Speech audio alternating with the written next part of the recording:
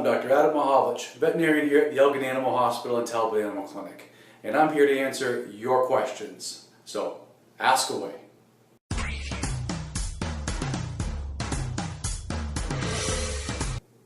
This is a very common question I get all the time. Some pets do not like their nails being trimmed. My experience is it usually stems from the fact that they've had some sort of trauma in their past and they've had a nail cut too short or something happened to their paw. Now, before I say anything else, if you have any reservations about doing your pet's nails, please bring them into your veterinarian. Your veterinarian can do their nails, not a problem. There are some animals that do need to have a little bit of sedation or a little bit of help to kind of get these nails done. So that's what we're here for. If you feel uncomfortable doing it, use us. But if you want to try something at home, here's a few tips for you. First off, you want to make this a pleasant experience. So lots of treats, lots of treats. I find when I have animals in the clinic and I'm doing their nails or cutting their nails, usually I've got somebody sitting there giving them dog treats or cat treats while I'm doing it, just to keep their mind off of things. So that's the first tip. Make it a very good experience. Second tip is if you have an animal that doesn't want you getting anywhere near their feet or their nails, you got to take it slow. It's got to be a long process. You're not going to be able to fix this overnight. And what I like to tell people to do is you want to start back at square one and desensitize them to each step in the process of doing the nail trim. So first off, just get them used to you feeling their feet, feeling their toes.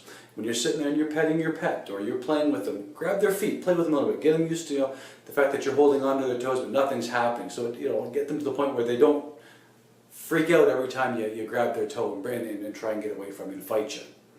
Once you get that established, again, kind of work on touching the nails, kind of getting them again. With cats, you want to kind of get them so that you can kind of extend their nail and let it back without anything bad happening to them. And again, while you're doing this, give them some treats, a lot of praise. You want to ignore the negative behavior, but you want to reward the good behavior.